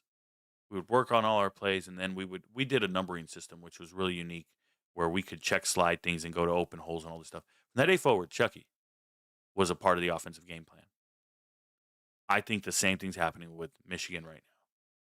Bryce Underwood is so good that he is a part of the game plan. Like, he is a part of it. We're running. And if there's a better running back in America than Justice Haynes, if you can show me a better running back than Justice Haynes in America, I'll show you a liar. I'll show you a liar. That is the best running back in America. Shout out to Blessed Trinity, where he played high school football. Then he transferred to Buford. I've been watching this young man for years upon years. If you didn't know, I have a home in Georgia. I have a home in South Carolina. I follow Georgia high school football very closely. All 400 teams, every division. I know every player, every relevant player. And I've been watching Justice for a long time. He just looks great. He's doing it all. It's awesome. Shout out to him. Shout out to Michigan, finding a way to win. And Nebraska, that was your chance to go 4-0. It didn't happen. South Carolina, I got you winning 5 games this year. This wasn't one of them. I have South Carolina going 5-7 this year, and people don't believe me. They have no business being ranked in the top 25. They're going 5-7. South Carolina has babies. They're undisciplined. They're not going to be there at the end of the day. They're just not. I don't want to hear about Lenore Sellers being the top draft pick and all that. I don't want to hear about none of that. When it really matters, they're not going to get it done. On the flip side, on the other side, I have Missouri winning 9 games this year. Missouri's winning 9 games this year. They're 4-0. I was right. Now, did we get the pick against the spread right? Nope. It was 9.5 points, and they won by 9. Sucks. Did we get the alternate spread? I hope you did. I hope you got it at 6.5 like a smart MVP. Why would you be sitting at 9.5? That's kind of silly. But when you look at this, Ahmed Hardy is running through people. It's a grown man. He is breaking tackles. He looks great. I love what Ahmed Hardy's doing. I love the fact that Missouri went into this game without their starting left tackle. Green was out for the game, and they still dominated up front. Shout out to Missouri. Thank you for finding Norfleet down the field again. Get him more involved in the game, please. He's a great tight end. I wish they would do that. Unfortunately, they didn't throw a lot to Coleman. I'd say South Carolina probably schemed him out of the game and didn't give him a chance to do his thing. But they found other answers. And it's one of these situations where South Carolina, their only chance to beat you is if Harbor's running deep or something. Like, there's really no schematic scheme or methodology to what South Carolina is doing. They just can't win like that. You guys got to understand what's happening at South Carolina is they have to pay millions to their star players. They have to decide what they're going to do. And what they did was they started true freshmen. They started true sophomores. They have 2 of them started on the offensive line, things like this. They're talented young players. They really are. They're talented. And I think South Carolina is 2 years away from being a very good team. By that time, the star defensive lineman, will be gone. The star quarterback will be gone. They have to find other pieces. But the development of their trenches and the development of their core nucleus is 2 years away. I shouldn't say the development, the maturation of them. So they're not relevant right now, and they won't be. And that's what's going to happen with South Carolina. Missouri, that Bo Pribula, bro. You want to talk about a quarterback. That Bo Pribula, that's a badass white boy. That dude is real, bro. That dude is real. No, Penn State does not regret letting him go. Couldn't afford to keep him. And they weren't going to give up Drew Allar anyways. But, man, Missouri got themselves one. They got 1-on-1s. Notre Dame, Purdue. And this is the shit that keeps Notre Dame ranked, right? They're going to go out there, absolutely throttle Purdue, look the part, and you got multiple running backs scoring multiple touchdowns. By the way, I called that. Shout out to Price and Love. I knew they would be scoring touchdowns. Here's the deal. Purdue had a play, another trick play that you've never seen before, which was crazy. They've handed it off to the fullback, and then he ran to the line of scrimmage and then threw a double pass or a backward pass to somebody on the outside. Like, it's wild. It's second week in a row they have the most outrageous touchdown I've ever seen. But can you just line up and play? No, not really. Purdue's not competitive in this game. Notre Dame is an elite team. Physically, they have the right parts. Being 0-2 sucks for them. I get it. But they're going to win a lot of games. And they'll probably make the playoffs. They will. And people are going to be disappointed by that and be frustrated. But the reality is they lost to 2 playoff caliber teams to start the season by a couple of points. That's not real, man. They're not bad. Notre Dame's good, and they proved it. Speaking of good and proved it, USC. USC's good, and they proved it. I really like what USC did. The problem with USC, though, they gave up a late touchdown at the end there. Michigan State was still able to score a little bit. I don't like chunk yardage on USC, but USC's a very good team. They're different. They're built different. They're doing the part. Do not be shocked that Omari Kelly got his yards. Omari Kelly gets yards on anyone. That dude's fast. He drops a lot, but he's making catches and doing his thing. Jordan implementing his game plan, running the ball well. That's the JUCO running back, Wayman Jordan, doing his thing. Maeva still putting up decent numbers. He didn't put up what I expected, but it's fine. They don't care. They're winning games. USC's winning, and Michigan State, first loss of the season. Nobody expected them to win. I don't think they embarrassed themselves either, so it's fine. Speaking of embarrassing yourself, man, my segues are on point, and I don't even do it on purpose. It just happens naturally. What up, all you teleprompt reader losers? Arkansas embarrassed themselves. They had a chance to win this game. I want to tell you guys, never go bargain shopping. Never go bargain shopping when you're competing at the highest level. Let me give you guys an example. Yesterday, I was driving my Corvette, and I broke my spoiler on my car. Not bragging about the car. I'm bragging about the spoiler I broke. I crashed it. And I broke the spoiler on my car. And I told Kim, I said, yo, all I got to do, it's broken. It's not that bad. I think I could super glue it, spray paint it, and I don't think anybody would be able to tell the difference. And she looked at me and she was like, it's $100,000 car, bro. Like, just make an insurance claim and pay your deduct and just keep it moving. Like, what are you doing? I'm like, no, let me go look online. I bet I can find somebody who can do this. She said, what are you doing? You're in this pocket now. You're doing this. You're driving this type of car. This is what you got to pay. This is what you got to do when you drive this car. Well, Arkansas, you're in the SEC, bro. And when you're in the SEC, you got to spend money. You might not want to. You might be looking for shortcuts. But you got to spend money. I'm going to tell you right now, Arkansas, you don't fucking go get running backs from Conference USA. And not a bum-ass running back like Mike Washington. I have a sincere disdain for Mike Washington for a number of reasons. I've told you guys this. Mike Washington was at Buffalo, and I started to believe in Mike Washington at Buffalo. This is years ago. And then he had a falling out with the coaching staff. He wanted to fight about something. Okay, that's fine. And he hit the transfer portal. And when he hit the transfer portal, the guy in charge of NIL at UMass NIL manager, if you will, reached out to me on Twitter and said, Rico, can you talk to me about Mike Washington? Should we sign him out of the transfer portal? And I said, hell yes. Mike Washington, good running back, moves the pile, does this. And this happens all the time. I consult teams on who they need to sign in the transfer portal. If you didn't know, that's what the fuck I do in the offseason. I do it every single day, 7 days a week. He said, all right, I'm going to talk to our running backs coach. I'm going to talk to my guys. We're going to get Mike Washington. I said, you got it, man. Go get it. And about 2 weeks later, he goes, you'll never believe this shit. Mike Washington commits to us, and now he's telling me he wants more money. And now he wants more money. That means he thinks he got more money somewhere else, and now he's only going to the highest bidder, and now he doesn't want to come here. And I'm like, oh, okay. So he got more money. I said, well, then tell him to walk, bro. Tell him take the more money. I think he's bluffing. That's exactly what they did. They said, no, we're good. We're not going to pay you more money. We're out of here. We're out of the sweepstakes.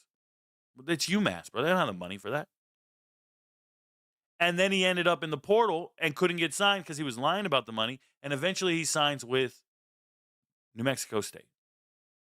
Now he's at New Mexico State and he's splitting carries with Seth McGowan. Two of the most bum-ass running backs you'll ever see in your life at New Mexico State. And they're both playing there, and I'll never forget the night I told the MVPs, we're going to take Mike Washington to get 25 yards rushing because I know he moves piles, he leans forward, he does these things, and the MVP said, Rico, is this the lock? I said, this is the lock of all locks. He gets about 40 to 60 yards every game. Let's take him to get 25. And I have 2,000 witnesses that this is a real conversation that took place. And we all went in on Mike Washington. It was a lot. I think it was 10 fucking units deep. And Mike Washington's bum ass went out there in overtime, finished with 24 yards rushing. And he got to the 24th yard in overtime. He sucks so bad.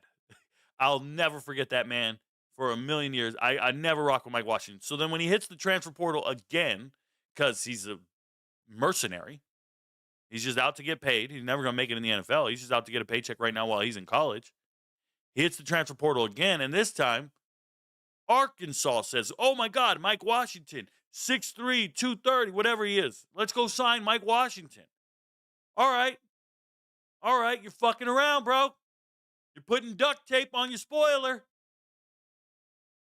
You're right. You're driving around $100,000. Hey, you're Arkansas. You're an SEC team. You just spent millions of dollars on your offensive line. You just improved your offensive line immensely in the transfer portal. And then you said, oh, no, we're going to get that Timu running back. We're going to get that fucking Fruit Rings running back. That Apple Zaps running back. You don't know what I'm talking about. I'm describing generic cereal brands that used to come in those bags. Shout out to my pops. Food for less. We couldn't afford Fruit Loops and Apple Jacks. We had Apple Zaps and Fruit Rings. And Arkansas went out and got themselves motherfucking Timu. Mike Washington with the game on the line, marching down to score this thing and win it, dives for a first down, which would have been first and goal, and his bum ass fumbles it. How much are you paying him? How much do you regret shopping in the bargain bin, bro? If I tell you I need a new broom at the house, do not go to the Dollar Tree and buy me a broom. I'll be sweeping out the garage, and the broom will break in 2 swipes. I am too strong.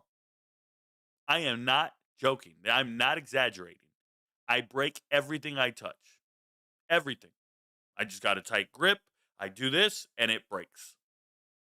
You better take your ass to Lowe's or Home Depot, a known commodity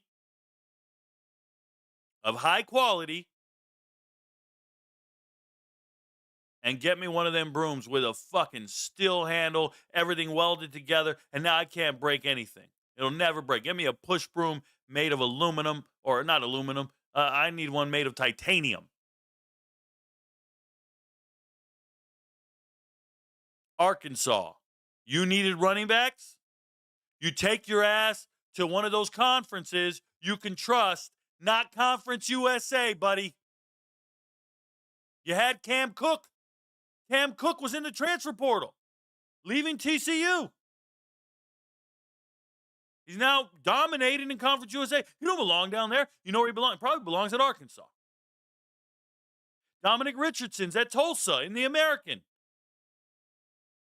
Dominic Richardson wouldn't have fumbled that shit.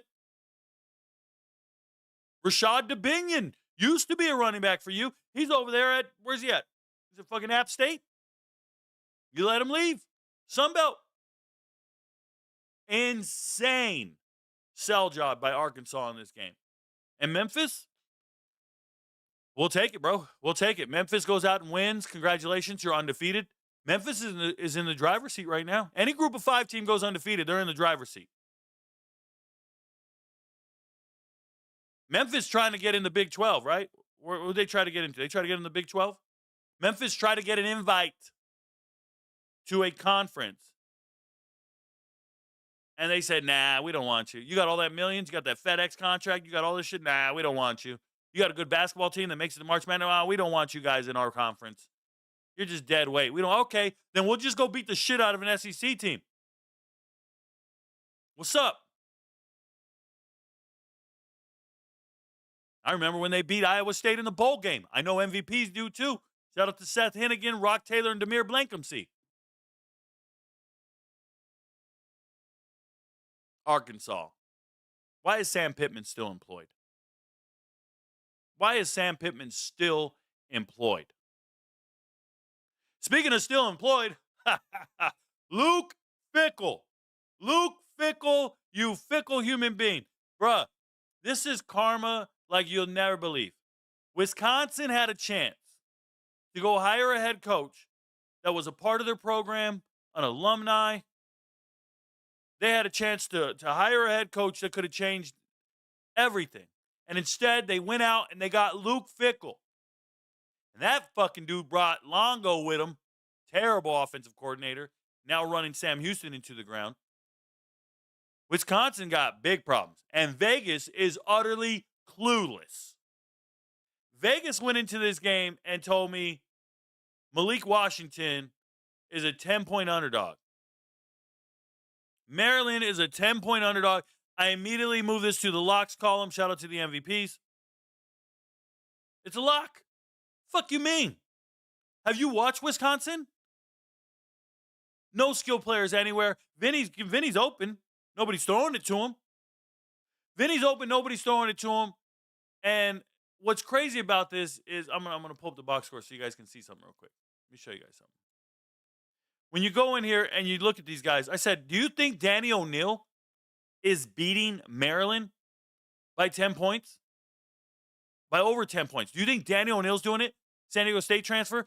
This is terrible. Well, Rico, Billy Edwards is back. He's back. He went 1 for 3. He's back. Running back room. Slowly but surely, Darian Dupree's taking over the running back room. I like Darian Dupree. I like Dylan Jones. I like both of them. Talked about them last year. They weren't even in the rotation last year, and I was like, these guys need to be in the rotation. I like these kids. It don't matter. You don't think there was 18 designed run calls, do you? Do you think there was 18 designed run plays against Maryland? Like, Danny O'Neal had 18 carries. It wasn't 18 quarterback draws. Though there was more passes to be thrown. But he didn't throw them. Nobody's open. He can't see them. There's no anticipation. There's no pre-snap read. There's confusion. There's a lot of things going wrong here. And the one thing that's going wrong is you are underestimating Maryland's athletes. Maryland's got athletes for days. I'm not kidding.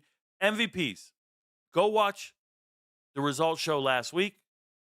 Go watch the preview show. I talked about Octavian Smith. Excuse me. I could talk for hours and never make a mistake, and that just happened. Octavian Smith Jr. I talked about him last week. And I told you this is the fastest player on this team. I don't know if that's true. I just don't know if they're sitting down and they're racing each other. I have no clue. But I do know this, that when I watch tape, I'm calibrated to see speed. And I looked at Maryland, and I'm watching him on tape, and I go, that Octavian Smith guy looks like the fastest player on this team. And it's one of these situations where if Malik Washington can just get it to him, it's going to be a wrap. And my goodness, was it a wrap? And they're getting it to everybody. Why do I believe in Maryland so much? Malik Washington? Oh, Rico, we just all discovered you discovered Malik Washington this year. I hate that this guy tries to pretend like he knows everybody. I hate that this guy tries to pretend like he knows all the players. This guy just Googles everything. Yeah? Fucking stick around, buddy. Malik Washington. 2 years ago, his father reached out to me in the DMs. 2 years ago. He said, Rico, my son's got no stars. I know he can play. He's at Fort Meade.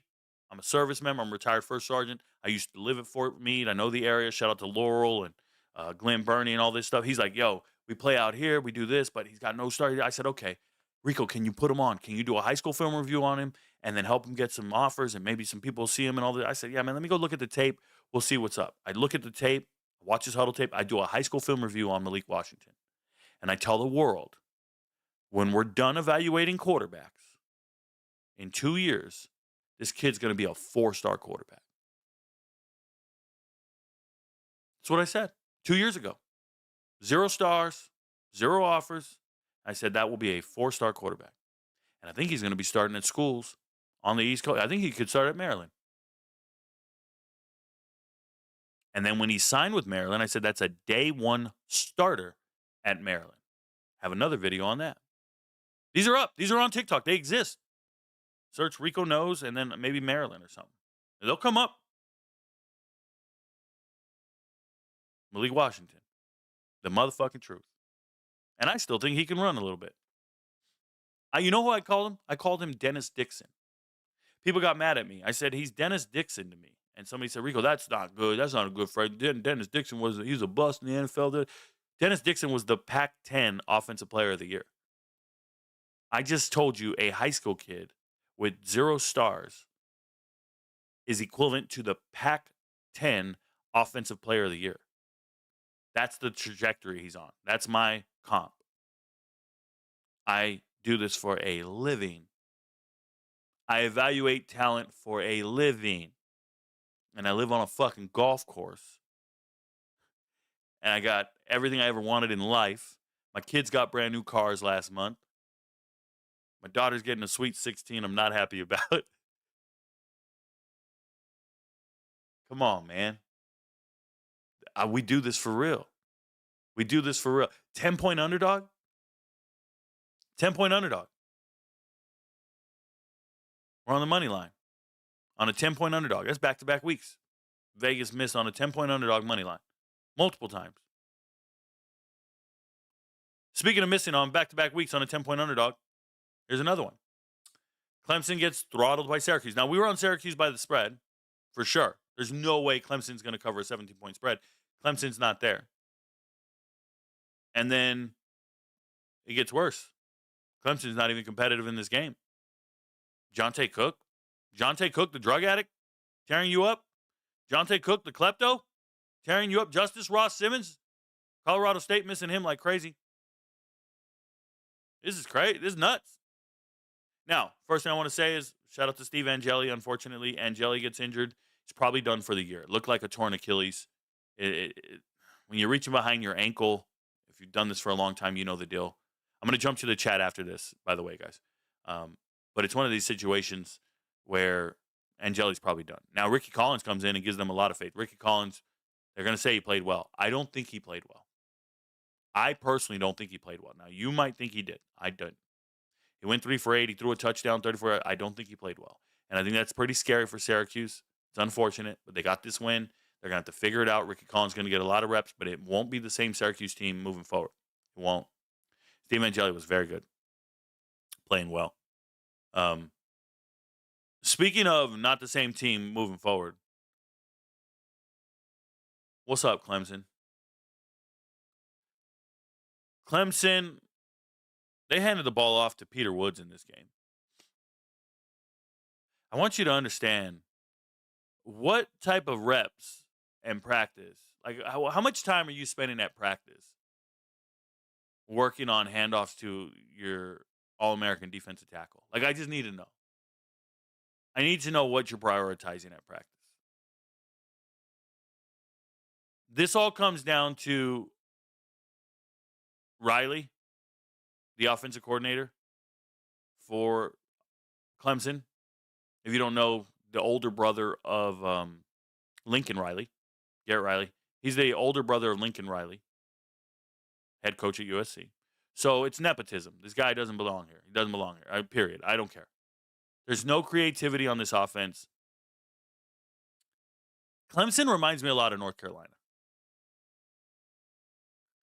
They just have no creativity.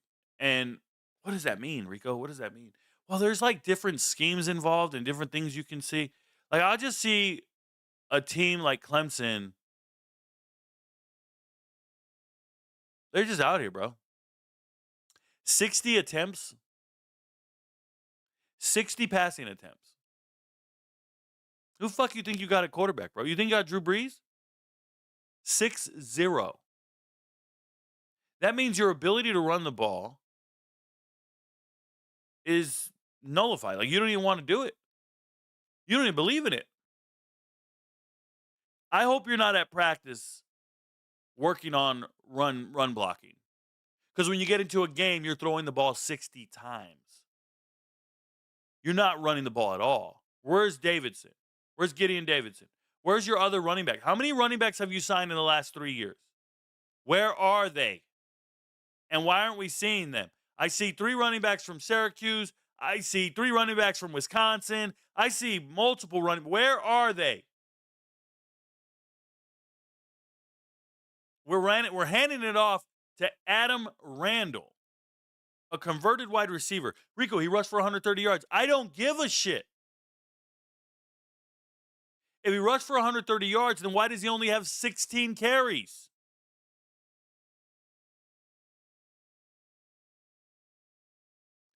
I watched Colgate have 2 running backs go for over 70 yards. White guys.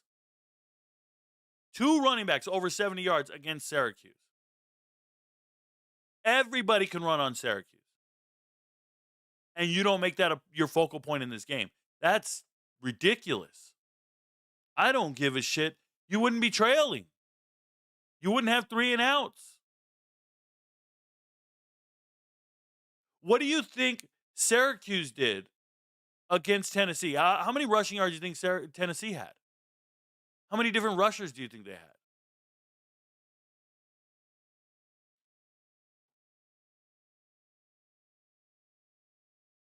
Star Thomas, Deshaun Bishop, each 92, 82. The template's there. 92, 82. It doesn't matter what you do. You're running for 7 yards a pop on Syracuse defense. 7 yards a carry on Syracuse defense.